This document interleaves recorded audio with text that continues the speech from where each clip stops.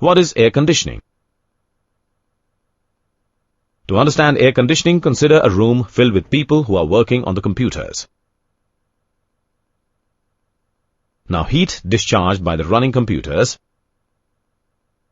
as well as working persons, causes the room temperature to increase.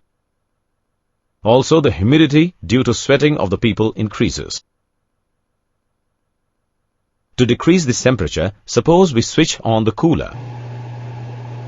This reduces the temperature of the room, but further increases the humidity, thereby increasing stickiness. So, how do we solve this problem? For such problem, we install a device in the room which not only cools the air, but also regulates the humidity of the air. Also, it regulates the air motion and provides clean air. Therefore, we can say that this device regulates the air to achieve the favorable conditions.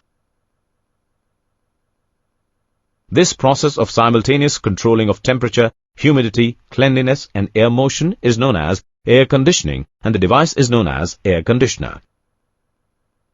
Thus, air conditioning is defined as the process of altering the air properties, such as temperature, humidity, and cleanliness, to achieve more favorable conditions. Air conditioners are not only used where human comfort concerns exist.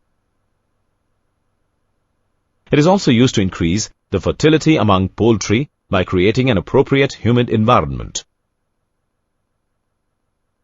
Also, air conditioning is essentially required in larger server rooms to keep the computers running satisfactorily. It is seen that the computers run efficiently at 20 degrees Celsius temperature and 50% relative humidity. Air conditioning is also used in space exploration equipments. Now, as per atmosphere, air conditioning can be of two main types: summer air conditioning and winter air conditioning. Also, as per usage, air conditioning can be of two main types: comfort air conditioning and industrial air conditioning. Related terms are